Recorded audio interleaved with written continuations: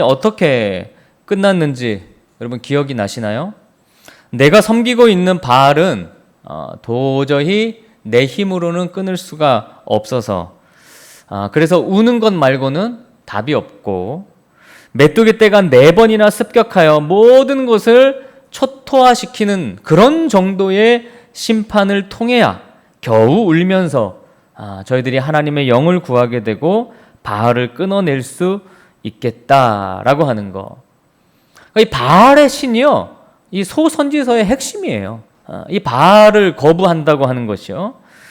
이 바알은 물질, 돈, 술, 쾌락, 세상 즐거움, 음란, 즉 이 문란함이라는 것은 하나님께서 그것은 가나안의 문화로서 가장 경계하신 것인데 이스라엘은 이것을 하나님보다 더 즐거워했고 하나님보다 더 사랑했다고 하는 사실이에요. 거기에 문제가 있었습니다. 사실 바알이 이스라엘에 뿌리박기 시작한 것이 언제부터냐? 굳이 그 시점을 딱 잡을 수는 없지만 몇 가지를 좀 따져본다면 일단 솔로몬 때로 거슬러 올라갈 수가 있습니다. 솔로몬이 처음에는 좋았는데 나중에는 많은 이방 여자들과 이방 나라의 여자들과 결혼을 했어요. 한두 명이 아니었어요. 그러면서 이방 나라의 우상 문화가 이스라엘에 아주 많이 들어오게 되었습니다. 또 그 이후에 여러분이 요엘서에 좀 가까운 배경이 되는 얼마 전인 그 여호사밧 왕 때, 여러분 여호사밧 왕 하면 그래도 성경의 열왕기에 나오는 이런 왕들 중에서는 훌륭한 왕입니다. 괜찮은 왕이에요. 그런데 여호사밧 왕이 딱 한 가지 실수한 게 있어요. 다 잘했는데 딱 하나 실수했어요. 그게 뭡니까? 아합 가문과 혼인 관계를 맺은 것입니다. 아합 가문, 여러분 아합 가문은 어떤 가문이에요? 우상을 섬기는 가문이죠. 특별히 바알에 대해서는 엄청납니다. 바로 그 아주 큰 실수를 저질렀는데 이런 일들이 시발점이 되어서 바알을 사랑하는 교인들이 전 이스라엘에 그리고 오늘날의 교회를 삼키고 말았다고 하는 사실입니다. 자, 이런 상황에서 우리가 할 수 있는 게 뭐냐? 지난주에 뭐밖에 할 수 없다. 지금 우는 것밖에 할 수 없는 그런 현실에 이르고 말았다. 문제는 그럼에도 불구하고 우리는 울지도 않는다. 우는 사람이 없다. 요즘 우는 사람 없는 것 같아요. 눈물도 메말랐다. 그러니까 실상은 교회가 총체적인 난국이라고 할 수 있죠. 그야말로 난국입니다. 그럼 정부가 문제입니까? 하나님 모르는 사람들이 문제입니까? 아니에요. 교회가 문제입니다. 교인이 문제입니다. 내가 문제입니다. 삶 가운데 깊게 뿌리 박힌 바알로 인해 우는 사람이 없다는 거예요. 우는 성도가 없어요. 지금 시대에는 정말 눈물을 주르륵 흘려도 부족한 그런 참담한 시대임에도 불구하고 주의 영을 간절히 구하고 사모하며 절박한 눈물을 흘리는 그런 눈물이 없다는 거예요. 눈물이 메마른 저의 심령도 오늘 하나님 앞에 내어놓는 그런 심정으로 이 본문을 읽고 대하고 듣고 있습니다. 자, 오늘 이제 8절부터인데요. 이 8절에서는 한 걸음 더 나가요. 지난주에 다 같이 울어라 그랬잖아요. 한 걸음 더 나아갑니다. 그냥 울어서 될 문제가 아니라고 말씀합니다. 자, 8절 말씀을 읽어보도록 하겠습니다. 8절입니다. 시작. 너희는 처녀가 어렸을 때에 약혼한 남자로 말미암아 굵은 배로 동이고 애곡함같이 할지어다.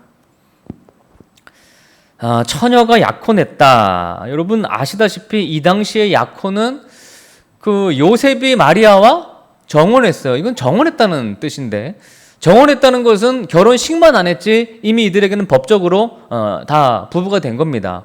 혼인신고를 한 거예요. 예전에 군 관사에 들어가려고 아직 결혼식을 안 했는데 관사를 얻어야 되니까 혼인신고를 한 그런 우리 군인들 또 특별히 장교들이 많았어요. 꽤 있었습니다. 그런 초급 장교들이. 근데 예전에 제가 포항에 있을 때 그런 장교 하나가 서울에 갔다 오다가 교통사고 나서 죽었어요. 그런 일이 한 번 있었어요. 얼마나 안타까운지. 그냥 혼인신고 해놓고 거기 관사에 들어와 살았는데 관사를 얻으려고 했는데 그만 그렇게 사고 나서 죽는 바람에 그 혼인신고한 그 여자가 그만 혼자가 된 거죠. 참 그런 경우는 마음이 더 아프죠. 이 당시는 이게 더욱 슬픈 일로 여겨지는 일이었어요. 그러니까 결혼 전에 정혼한 상태에서 남편이 죽는 일입니다. 이 여자는 결혼한 여자가 되는 거니까 또 율법적으로도 여러 가지 문제가 있고 어려움이 있는 거잖아요. 자, 그때 이 여인이 우는 것을 애곡한다고 표현합니다. 뭐 굳이 설명을 자세히 하지 않아도 애곡한다는 게 어떤 거냐?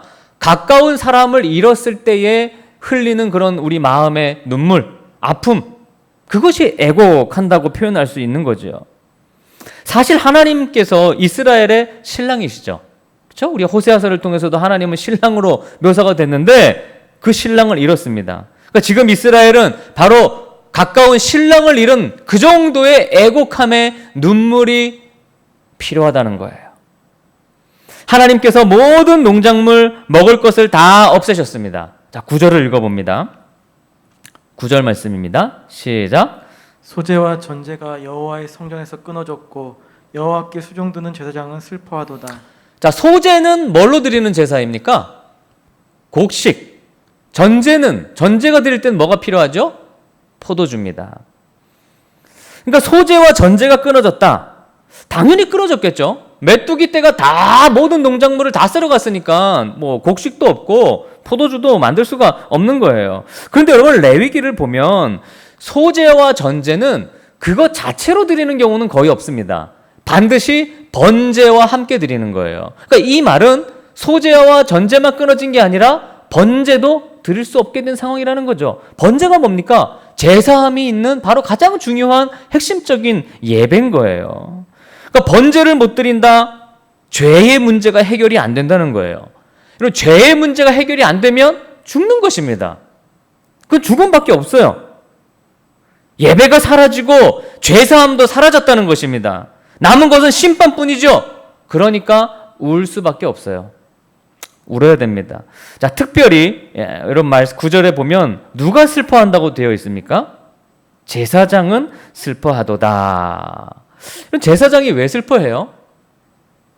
목사가 왜 슬퍼합니까? 뭐 제사를 안 드리니까 제사를 드려야 이런 소제를 드리고 남은 곡식을 제사장이 먹잖아요. 제사장 가족이. 그럼 그거를 못 먹어서 우는 걸까요? 그것도 일견 맞습니다. 그러나 이 제사장은 알았던 거예요. 하나님의 진노가 임하는 일이라는 거. 아, 이건 하나님이 지금 분노하시고 진노하시고 이제 이스라엘에게 심판을 결단하셨구나 라는 거를 제사장 정도는 알 거 아니겠습니까? 그 정도는 보겠죠. 슬퍼하고 있는 거예요. 더 이상 여호와께 드릴 것이 없는 이 사태가 괴로운 거예요. 소제는 드리고 싶은데 드릴 게 없어서 지금 못 드린다니까요. 드릴 게 없어요. 여러분은 어떤지 모르겠어요. 저는 헌금을 드린다는 것이요, 그렇게 기쁠 수가 없어요. 하나님께 드릴 게 있다는 게 너무 행복한 거예요. 그런데 하나님께 드릴 게 다 사라진 그 상황에 이 제사장의 심정이 너무너무 슬픈 겁니다. 여러분, 드릴 수 있는 것이 있다는 것에 감사하십시오. 그게 얼마나 행복한 일인지 몰라요. 하나님과 교제를 이제는 할 수 없게 됐다는 거예요. 이 목사가, 이 제사장이 그런 사태를 보고 슬퍼했다. 이거야말로 슬픈 일이겠죠. 그렇죠? 우리가 하나님께 드릴 것도 없고 하나님과 교제해야 되는데 하나님이 교제도 안 받으시고. 자, 그 다음 10절에서 12절까지 한번 읽어봅니다. 10절에서 12절까지입니다. 시작. 밭이 황무하고 토지가 마르니 곡식이 떨어지며 새 포도주가 말랐고 기름이 다하였도다. 농부들아 너희는 부끄러워할지어다. 포도원을 가꾸는 자들아 곡할지어다. 이는 밀과 보리 때문이라. 밭의 소산이 다 없어졌음이로다. 포도나무가 시들었고 무화과나무가 말랐으며 석류나무와 대추나무와 사과나무와 밭의 모든 나무가 다 시들었으니 이러므로 사람의 즐거움이 말랐도다. 네, 왜 울어야 하는지 그거 설명하고 있는 거예요. 뭐 아무것도 여러분 옛날에 우리 너무 가난할 때 먹을 게 하나도 없으면 엄마가 애들 데려놓고 뭐 줄 게 없잖아요. 뭐 손가락이라도 빨리면서 뭐예요? 울죠. 울어요. 야, 너희들 먹을 게 내가 먹일 게 없구나 말이야. 그런 눈물입니다. 밭이 황무지가 됐대요. 토지가 말랐대요. 근데 이 토지가 말랐다고 할 때 말랐다는 거를 우리 성경은 말랐다고 번역했거든요. 근데 히브리 성경의 원어는요, 이게 울다라는 뜻이에요. 그러니까 토지도 울더라. 그렇게 좀 표현을 하고 있죠. 그러니까 요엘은 땅이 운다고 표현했어요. 왜 울었을까? 하나님의 땅인데 그냥 바알에게 바치고 바알에게 바쳐지고 바알에게 춤을 추는 그런 것을 보고 하나님이 그걸 다 멸하였고 그랬더니 땅도 하나님 앞에서 눈물을 흘리더라. 저는 그게 더 시적인 표현으로 우리에게 와닿는 것 같은데 여기 또 말랐다고 표현을 했고요. 또 포도주도 없어졌고 기름도 사라졌고 이게 다 전부 바알과 관계된 것들입니다. 그래서 11절에 선지자가 농부들을 호출합니다. 그러니까 오늘 이 1장 이런 8절에서 20절은요 그룹별로 호출하는 내용이 나와요. 뭐 제사장 그룹, 장로 그룹, 농부 그룹 불러서 그들에게 얘기를 하는데 농부들을 불러서 말합니다. 너희들 부끄러워해라. 너희들 그동안 바알 사랑하지 않았느냐? 부끄러워해라. 부끄러워해. 그리고 애곡해라. 울어라. 밀과 보리가 사라졌다. 여러분 다른 것보다 밀과 보리가 사라진 게 더 큰 아픔이에요. 왜? 이때 여기에는요 가장 주 생산물이 뭐냐? 밀과 보리예요. 그걸로 돈 버는 거예요. 그걸로 떼돈 버는 거예요. 1년 풍족하게 사는 거예요. 그거 팔아가지고. 근데 밀과 보리를 지금 거둘 수가 없다. 보기만 해도 막 웃음이 나고 여러분 농부가 이제 추수할 때 아주 풍성하게 거뒀어요. 그걸 보면서 기쁘잖아요. 야, 우리 자식들 대학원 다 보내겠다. 결혼 자금 다 됐다.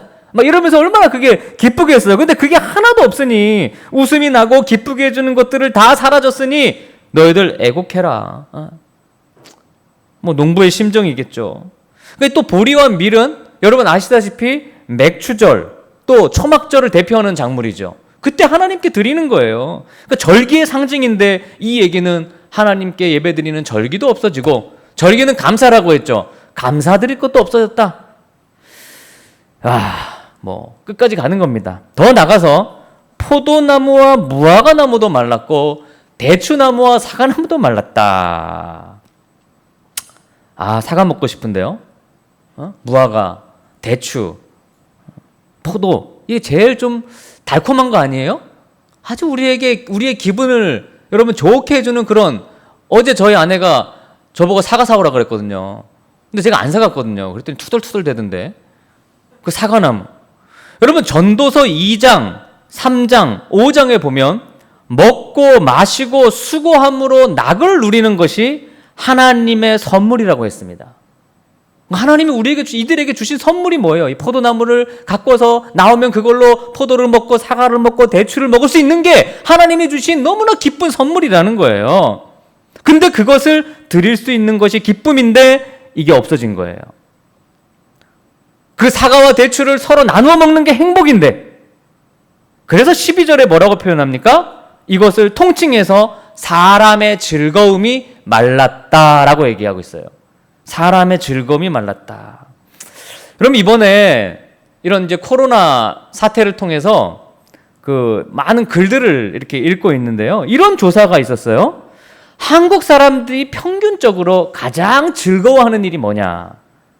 뭐 이거는 뭐 한국 사람뿐만 아니라 모든 전 세계 사람들에게 통용이 될 텐데 어쨌든 우리나라 사람들이 일반적으로 가장 즐거워하는 일이 뭐냐? 그거에 대한 조사를 해서 통계를 낸 거 있었어요. 1위가 뭐였을 것 같습니까? 보편적인 거예요. 여러분 1위가 뭐였을 것 같아요? 여행입니다. 여행이었습니다. 어디 놀러 가서 맛있는 거 먹고 노는 것. 이거를 대부분의 많은 사람들이 동의한 우리 한국 사람들이 가장 그래도 평소에 살면서 느끼는 즐거움이래요. 그럴 것 같기도 해요. 주말에 어디 가서 가족과 가서 여행 가서 맛있는 거 사 먹고 그렇죠? 또 해외에 나가서 놀고 여행하다가 맛있는 거 먹고 오는 거예요. 뭐 우리나라처럼 해외여행 많이 갔던 그런 나라도 여러분 드물죠. 그런데 이런 즐거움이 지금은 사라졌죠. 다 사라졌습니다. 해외여행 못 갑니다. 포도나무, 무화과나무 이것들이 잘 놀고 잘 먹고 잘 가질 수 있는 바알의 즐거움, 돈의 즐거움이거든요. 근데 말세가 되면 이런 즐거움 사라진다고 그랬어요. 이거 사라집니다. 앞으로 여러분들이 많이 느끼실 수 있을 거예요. 뭐 일평생 뭐 옛날에는 그런 뭐 저도 그랬어요. 세계 여행 그게 소망이야? 그게 꿈이야? 여러분 하나님을 사랑하는 사람들은요 그런 소망을 가지면 안 되겠다는 걸 제가 이번에 아주 절실히 깨달았습니다. 하나님이 기뻐하시지 않는 것 같아요. 그거 하나님 별로 안 좋아하시는 것 같아요. 하나님이 그냥 가게 하시면 가는 거지. 그게 소망일 수는 없어요. 사랑하는 여러분, 하나님을 최고의 즐거움으로 삼으시기를 주님의 이름으로 축원합니다. 하나님이 제일 기뻐야 합니다. 하나님이 제일 기쁘지 않으면 하나님이 포도고 사과고 대추고 무화과고 그거 다 없애버리시는 거예요. 내가 제일 기쁨이 되어야지 왜 그것이 제일 큰 기쁨이냐? 여러분, 군인의 소망이 뭔지 아십니까? 군인의 소망. 그 조사를 보니까 연금이라고 합니다. 연금. 군인들 연금이 기쁨이래요. 여러분, 저에게도 그런 소망이 있다면 하나님이 반드시 제게 부끄러움을 당하게 하실 것 같아요. 여러분, 하나님만이 우리의 즐거움이 되어야 합니다. 이게 요엘서가 주는 굉장히 중요한 메시지예요. 요엘서는 하나님을 삶에서 기쁨으로 즐거움으로 삼지 않는 우리들을 향하는 심판의 말씀입니다. 내가 가진 것이 없고 얻은 것이 없고 올라간 것이 없고 건강한 것이 없고 좋은 곳에 갈 수도 없고 아무것도 없어도 여호와로 인하여 하나님으로 인하여 기뻐하는 것이 신앙이죠. 뭐든지 가지고 있어야 하고 올라가야 하고 얻고 있어야만 즐겁다면 반드시 우리에게는 기쁘지 못할 시기가 오게 될 것입니다. 그게 죽음이든 멸망이든 심판이든. 인생이 아무리 고뇌도 여러분, 우리는 주님의 팔을 붙드는 것이 최고의 즐거움인 거예요. 할렐루야?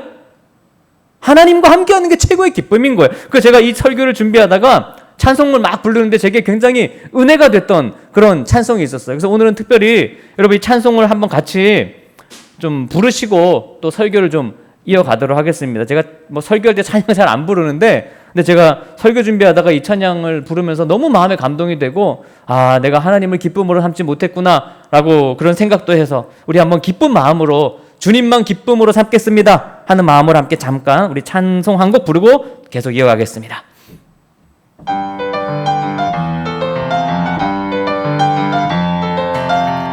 고난 내 영혼 편히 쉴 것과 고난 내 영혼 편히 쉴 것과 풍랑이로도 안전한 복을 폭풍까지도 다스리시는 주의 영원한 발을 세상 친구들 나를 버려도 세상 친구들 나를 버려도 예수 늘 함께 동행함으로 주의 은혜가 충만하리니 주의 영원한 바르지에 주의 영원한 심판 주의 영원한 심판 함께 하사 항상 나를 붙드시니 어느 곳에 가든지 요동하지 않음을 주의 팔을 의지함이라 나의 믿음이 연약해져도 미리 예비한 힘을 주시며 위태할 때도 안보하시는 주의 영원한 발을 지해 주의 영원한 심판 함께 하사 항상 나를 붙드시니 어느 곳에 가든지 요동하지 않음을 주의 팔을 의지함이라 능치 못한 것 주께 없으니 나의 일생을 주께 맡기며 나의 뭐든지 대신 지시는 주의 영원한 발을 지해 주의 영원한 심판 함께 하사 항상 나를 붙드시니 어느 곳에 가든지 요동하지 않음을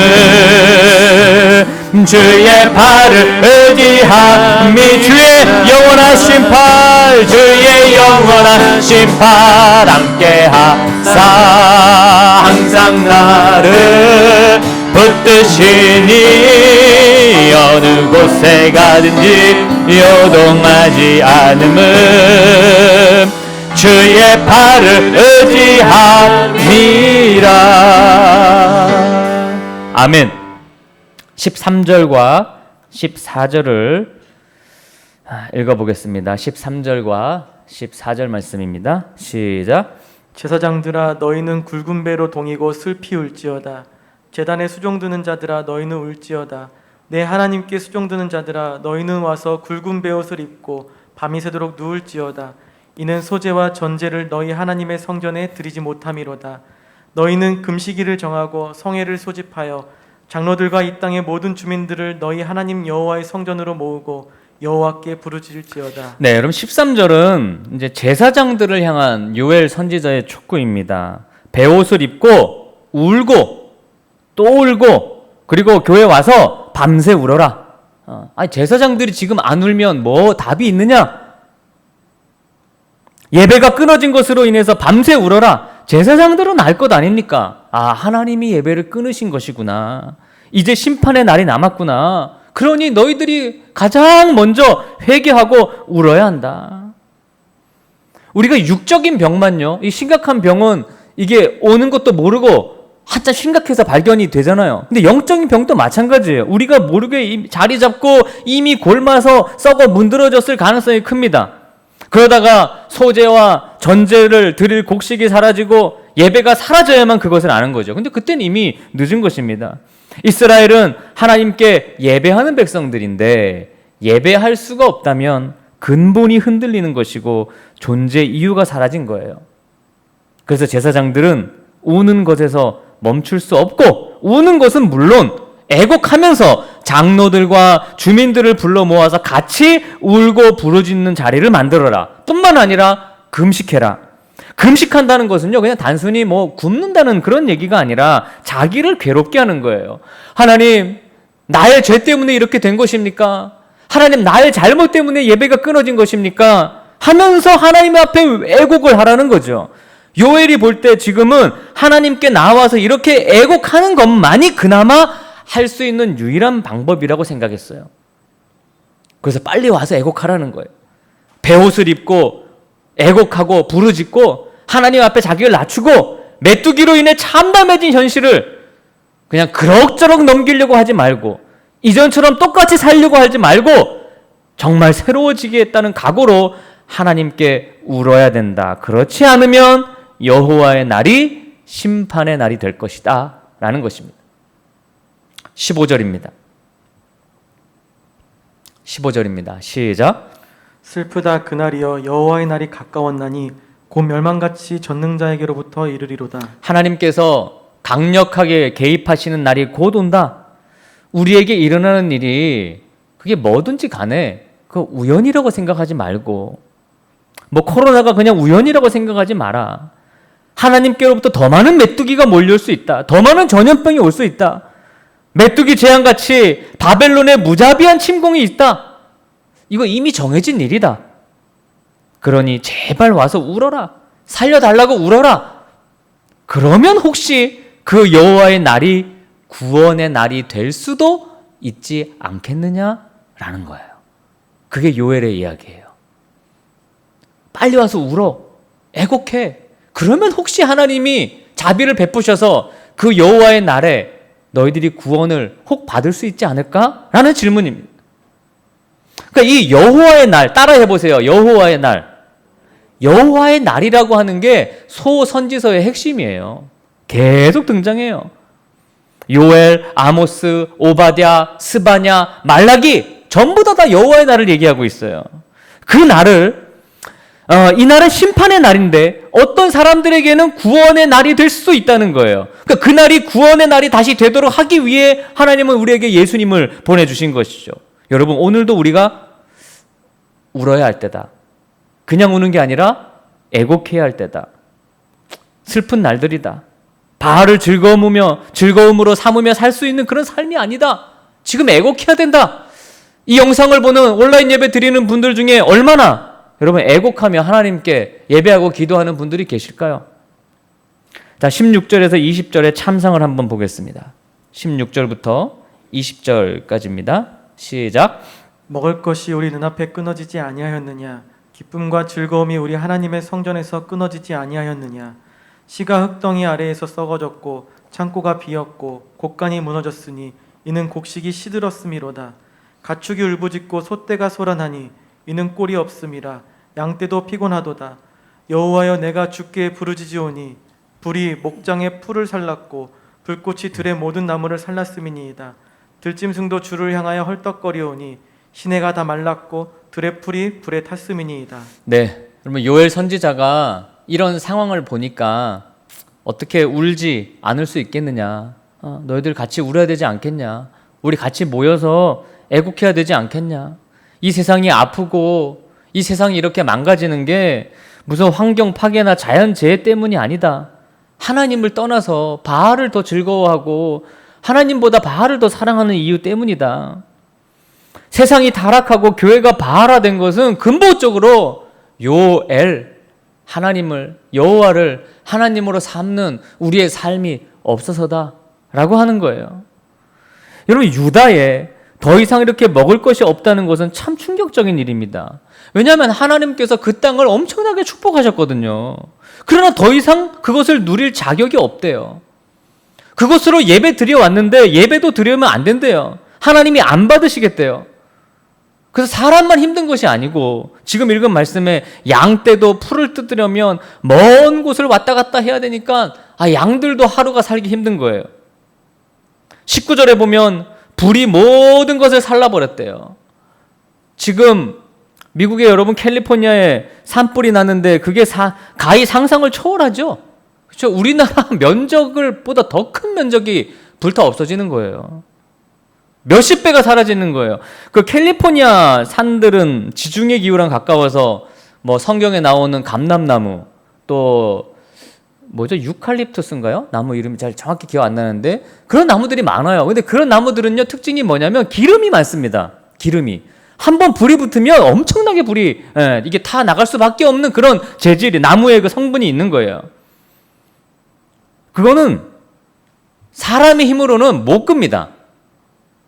못 꺼요. 절대 끌 수 없어요. 그 엄청난 산의 그 나무들을요, 불이 한순간에 태워가면 아무리 많은 사람이 동원돼도 그건 끌 수가 없어요. 그거는 하나님이 비를 내려주셔야만 불길이 잡히는 거예요.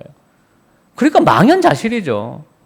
그 미국의 그 수만 명의 소방대원들도 뭐 할 수가 없는 거예요. 가축들이 울부짖습니다. 소떼가 요란합니다. 사람만 우는 게 아니라 가축들도 운다. 20절에 들짐승도 평소 같으면 뭐 쉬고 있겠죠. 근데 여러분, 들짐승이 기도한다는 말 들어보셨어요? 들짐승이? 지금 20절에 들짐승도 주를 향하여 헐떡거려오니.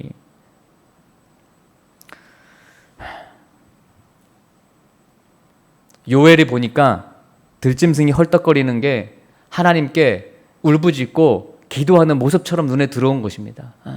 산불이 나서 그 가축들도 막 울 거 아닙니까? 그게 하나님께 비 좀 내려달라고, 우리 살려달라고 기도하는 거로 봤다는 거예요. 그런 모습으로 보였다는 거예요. 여러분, 소방대원들이 하나님께 기도할 수밖에 없겠죠? 왜? 하나님이 비를 내려주셔야 꺼지니까. 남의 나라 일이 아닙니다. 여러분, 여호와의 날이라는 것은 언제 어디서든 어떻게 어떤 식으로 올지 우리는 알 수 없어요.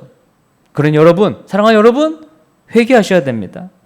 하나님이 우리의 최고의 즐거움인데 하나님이 주신 부수적인 것을 가장 즐거운 것으로 삼고 살았으며 바알을 기쁨으로 삼았고 그것 때문에 예배하는 것도 잊어버리고 그것 때문에 기도하는 것도 잊어버리고 그것 때문에 섬겨야 하는 것도 잊어버린 것을 여러분 회개하고 울어야 합니다.